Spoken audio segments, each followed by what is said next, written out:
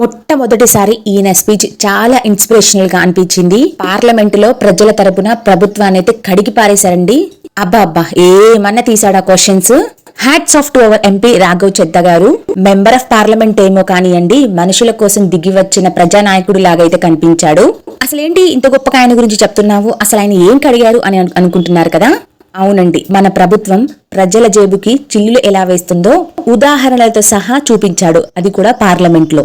Cell phone recharges గురించి, data గురించి, tax గురించి, 10 minutes డెలివరీ బాయ్స్ జీవితాల గురించి, రైట్ టు రీకాల్ గురించి, విమానాశ్రయాలలో ఎలా డబ్బులు దొబ్బుతున్నారో అన్న దాని గురించి అస్సలు ఎంత బాగా అడిగారనేది. సో మనం ఇప్పుడు ఒక్కొక్క పాయింట్ ని ఆయన ఎలా అడిగారనేది వివరంగా తెలుసుకుందాము. టెలిఫోన్ రీఛార్జీలు మరియు టెలికాం కంపెనీల విధానాలపై రాఘవ్ చెద్దా అయితే కడిగి పారేశారు పార్లమెంట్ లో. సో ఎందుకు అనంటే, సాధారణంగా రీఛార్జ్ ముగిస్తే మనం ఎవరికి కాల్స్ చేయలేకపోవడం అనేది సహజమే. కానీ ఇన్కమింగ్ కాల్స్ ని కూడా నిలిపివేయడం అనేది వినియోగదారుడికి బలవంతం చేయడమేనని ఆయన వాదించారనమాట. అంతే కదా, అవుట్ గోయింగ్ సేవల్స్ అయితే నిలిపివేయండి, కానీ ఇన్కమింగ్ సేవల్స్ ని ఎందుకు నిలిపివేయాలి అని ఆయన అడిగారు. ఫోన్ నెంబర్ అనేది ఇప్పుడు ఒక వ్యక్తికి డిజిటల్ గుర్తింపుగా అయితే మారిపోయింది కదా, మరి దానిని ఆపే హక్కు ఏ కంపెనీకి లేదని ఆయన నిలదీశాడు. అంతేకాకుండా నేడు సామాన్యుడి జీవితంలో ఓటీపీలతో చాలా ముడిపడి ఉంది. బ్యాంకింగ్ ట్రాన్సాక్షన్స్ అయినా, రేషన్ కార్డ్ వివరాలైనా, గ్యాస్ సిలిండర్ బుకింగ్ అయినా, లేదా హాస్పిటల్ అపార్ట్మెంట్స్ అయినా, ఏదైనా కానీ ఇలా దేనికైనా ఇన్కమింగ్ ఎస్ఎంఎస్లు అవసరమే కదా. రీఛార్జ్ లేదన్న నెపంతో ఇన్కమింగ్ ఆపేస్తే పేద ప్రజలు ఈ సేవలను పొందలేక ఇబ్బంది పడుతున్నారని ఆయన వివరించారు. అంతేకాదండి, టెలికాం కంపెనీలు నెల అంటే 30 లేదా 31 రోజులే అనుసరించకుండా కేవలం 28 రోజులనే ఒక నెలగా పరిగణించడంపై ఆయన అయితే చాలా కోప్పడ్డాడు. దీనివల్ల వినియోగదారుడు ఏడాదిలో 12 సార్లు కాకుండా అదనంగా మరో రీఛార్జ్ అంటే మొత్తం 13 సార్లు చేయాల్సి వస్తోందని తెలిపాడనమాట. ఇది సామాన్యుడిపై మోపిన అదనపు భారమని గణాంకాలతో సహా ఆయన అయితే వివరించారు.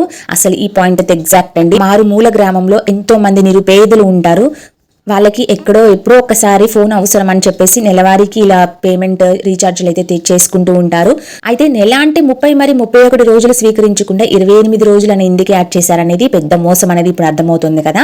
అంతేకాదు, గతంలో లైఫ్ టైం ఇన్కమింగ్ సౌకర్యం అయితే ఉండేదని, ఇప్పుడు కంపెనీలు లాభాల కోసం కనీసం 100 నుంచి 20 రీఛార్జ్ చేయనిదే ఇన్కమింగ్ కూడా ఇవ్వడం లేదని చెప్పాడు.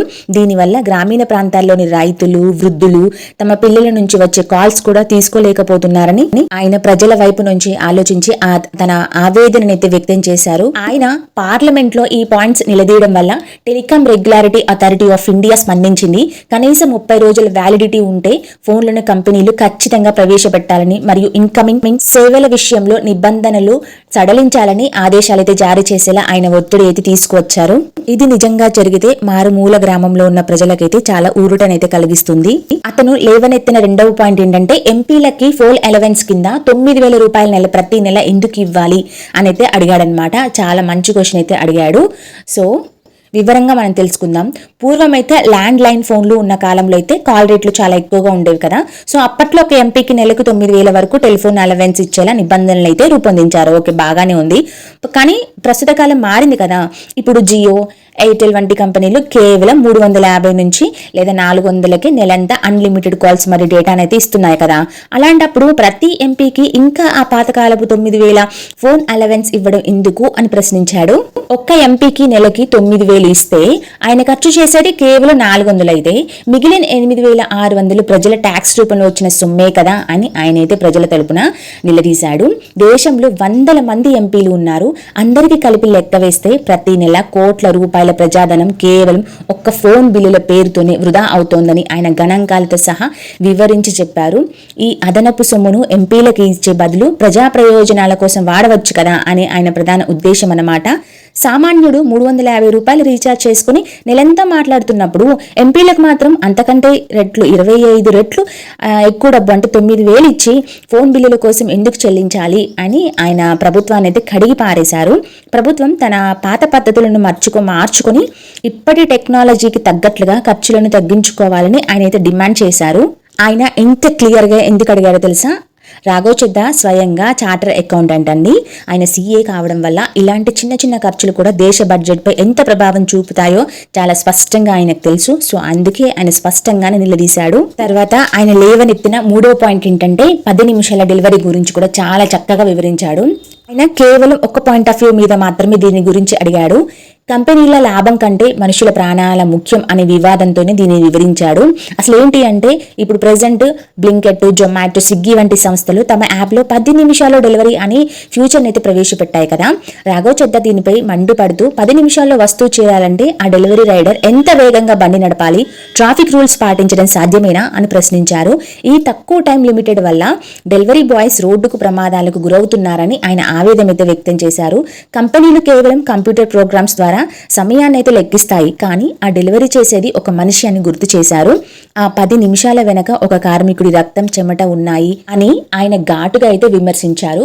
10 నిమిషాల డెలివరీ అనేది కేవలం ఒక మార్కెటింగ్ ట్రిక్ అని, దీనివల్ల సమాజానికి వచ్చే గొప్ప ప్రయోజనం ఏమీ లేదని ఆయన అయితే వాదించారు. డెలివరీ రైడర్స్ ను చాలా కంపెనీలు తమ ఉద్యోగులుగా అస్సలు గుర్తించవు, వారిని పార్ట్నర్స్ అని పిలుస్తాయి. దీనివల్ల వారికి ఇన్సూరెన్స్ లేదా ఇతర కంపెనీ బెనిఫిట్స్ అయితే అస్సలే అందవు. రాఘవ్ చద్దా జనవరి 1వ తేదీన స్వయంగా రోడ్డుపైకి వచ్చి ఈ డెలివరీ బాయ్స్ తో కలిసి నిరసనలో అయితే పాల్గొన్నారు. వారికి సరైన పని గంటలు, భద్రత కల్పించాలని కూడా ఆయన డిమాండ్ చేశారు. ఆయన పార్లమెంట్లో ఈ అంశాన్ని లేవనెత్తడం వల్ల ప్రభుత్వం కూడా ఈ వేగవంతమైన డెలివరీ సిస్టంపై దృష్టి సారించాల్సి వచ్చింది. కంపెనీలు తమ డెలివరీ పార్ట్నర్ల ప్రాణాలకు గ్యారంటీ ఇవ్వాలని, కేవలం వేగం కోసమే వారిని ఒత్తిడి చేయకూడదని ఆయనైతే డిమాండ్ చేశారు. ఏ సామాన్యుడికి 10 నిమిషాల్లో సరుకులు అందకపోతే కొంపలే మునిగిపోవు, కానీ ఆ 10 నిమిషాల కోసం ఒక నిరుపేద యువకుడు రోడ్డు ప్రమాదంలో ప్రాణాలు కోల్పోతే ఆ కుటుంబం రోడ్డున పడుతుంది అనేది ప్రశ్నలైతే ఆయన తలెత్తాడు. కేవలం ఇంతే కాదండి, అత్యంత ముఖ్యమైన ఒక విషయాన్ని గురించి కూడా ఆయన అడిగాడనమాట.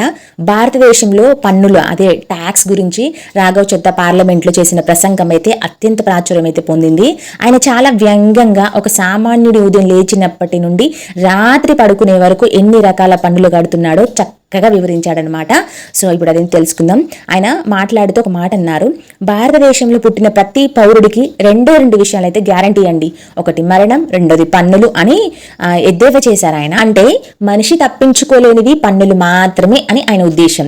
రాఘవ్ చద్దా ఒక కారు కొనుగోలుని ఉదాహరణగా తీసుకుని ప్రభుత్వాన్ని అయితే కడిగి పారేశారనమాట.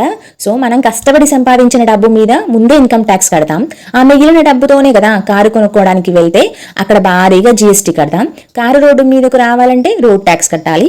కారులో పెట్రోల్ పోయించుకుంటే దాని మీద మళ్ళీ ఎక్స్చేంజ్ డ్యూటీ, వ్యాట్, మరి సెస్ కడతాము. ఇవన్నీ కట్టిన తర్వాత అదే కారును హైవే మీదకు తీసుకెళ్తే మళ్ళీ టోల్ ట్యాక్స్ అయితే కట్టాలి. ఇన్ని రకాల పన్నులు కట్టినప్పుడు కనీసం ఆ రోడ్లను సరిగ్గా నిర్వహించడం ప్రభుత్వం బాధ్యత కాదా? మళ్ళీ ప్రతి చోట టోల్ గేట్స్ ఎందుకు అని ఆయన నిలదీశారు. అంటే ఇంకొక వ్యంగ్యంగా ఇంకొక వర్డ్ కూడా అన్నారనమాట. ఏంటంటే ప్రపంచ దేశాలన్నీ భారత వైపు చూసి ఎన్ని రకాల పన్నులు ఎలా వసూలు చేయాలి అని నేర్చుకుంటున్నాయి అని చెప్పాడు. అందుకే భారత్ ట్యాక్స్ గురువుగా మారిందని ఆయన వ్యంగ్యంగా అన్నారు. సామాన్యుడు తన సంపాదనలో సగానికి పైగా పన్నుల రూపంలోనే ప్రభుత్వానికి చెల్లిస్తున్నాడని, కానీ దానికి తగ్గ సౌకర్యాలు అందడం లేదని ఆయనైతే పార్లమెంట్లో ప్రభుత్వాన్ని అయితే కడిగి పారేశారు. మనిషి పుట్టినప్పుడు హాస్పిటల్ బిల్లు దగ్గర మొదలై చనిపోయినప్పుడు శ్మశాన వాటికకు వెళ్లే వరకు ప్రతి దశలోనూ ప్రభుత్వం ఏదో ఒక రూపంలో ట్యాక్స్ వసూలు చేస్తోందని ఆయన వివరించారు. ముఖ్యంగా ఆదాయపు పన్ను కట్టేటప్పుడు సామాన్యులకు ఇచ్చే మినహాయింపులు చాలా తక్కువగా ఉన్నాయని, కానీ వసూళ్లు మాత్రం చాలా కఠినంగా ఉన్నాయని మండిపడ్డారు. మేము సంపాదిస్తే ట్యాక్స్ కట్టాలి, ఖర్చు పెడితే ట్యాక్స్ కట్టాలి, ప్రయాణం చేస్తే ట్యాక్స్ కట్టాలి, చివరికి చనిపోతే కూడా ట్యాక్స్ కట్టాల్సి వస్తుందేమో అని ఆయన సామాన్యుల తరపున గొంతు ఎత్తారు. పన్నుల భారం తగ్గించి ఆ డబ్బును సామాన్యుల జేబులో మిగిల్చేలా చూడాలని ఆయన ప్రభుత్వాన్ని అయితే డిమాండ్ చేశారు.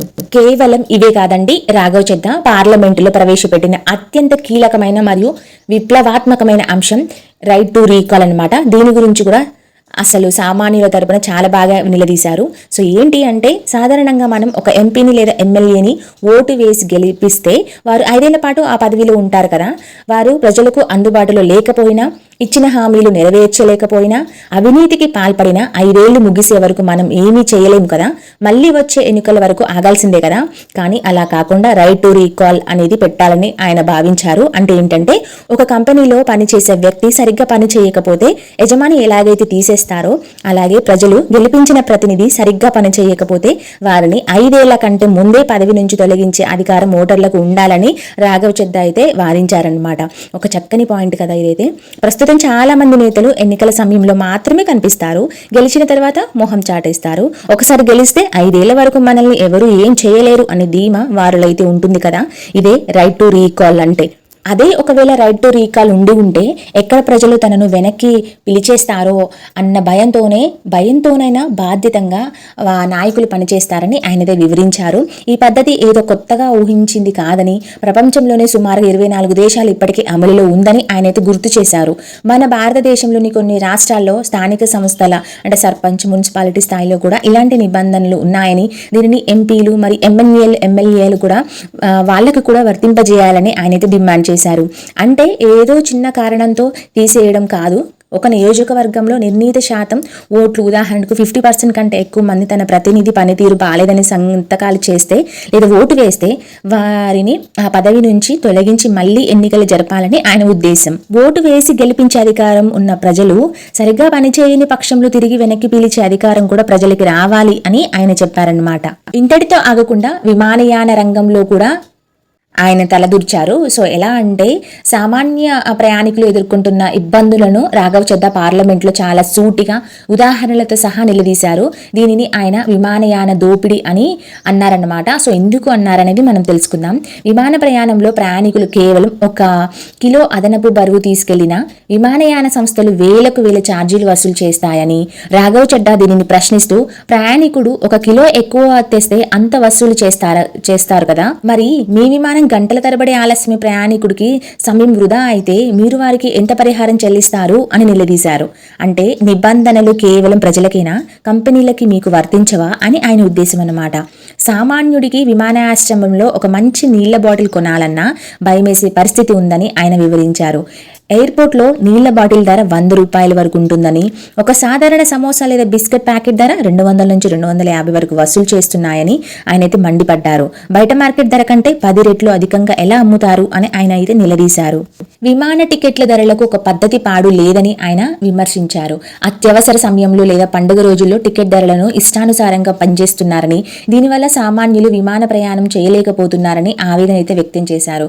విమాన ఛార్జీలపై ప్రభుత్వం ఒక పరిమితి విధించాలని ఆయనైతే డిమాండ్ చేశారు. విమానాలు క్యాన్సిల్ అయినప్పుడు లేదా టెక్నికల్ సమస్యలు వచ్చినప్పుడు ప్రయాణికులను గంటల తరబడి ఎయిర్పోర్ట్ లోనే ఉంచుతారని, వారికి కనీస సౌకర్యాలు కూడా కల్పించరని ఆయనైతే పేర్కొన్నారు. కేవలం లాభాల కోసమే చూసే సంస్థలు ప్రయాణికుల సౌకర్యాలను గాలికి వదిలేస్తున్నాయని ఆయన ఘాటుగా అయితే విమర్శించారు. తప్పు ప్రయాణికుడిది అయితే భారీ జరిమానాలు వేసే కంపెనీలు తప్పు తమ వైపు ఉన్నప్పుడు ఎందుకు బాధ్యత వహించవు అని ఆయనైతే ప్రశ్నించారు. విమాన ప్రయాణం అనేది కేవలం ధనవంతులకు మాత్రమే కాకుండా సామాన్యుడికి కూడా భారంగా మారకూడదని ఆయనైతే వాదించారు. ఇలా అత్యంత ముఖ్యమైన విషయాలనైతే పార్లమెంటులో రాఘవ్ చద్దా గారైతే ప్రశ్నించారు. సామాన్యుడి తరపున గొంతెత్తి నిలదీసిన రాఘవ్ చద్దా గారికి ఒక చిన్న లైక్ చేయండి. ఇన్ఫర్మేషన్ నచ్చితే సబ్స్క్రైబ్ చేసుకోండి. Thank you for watching.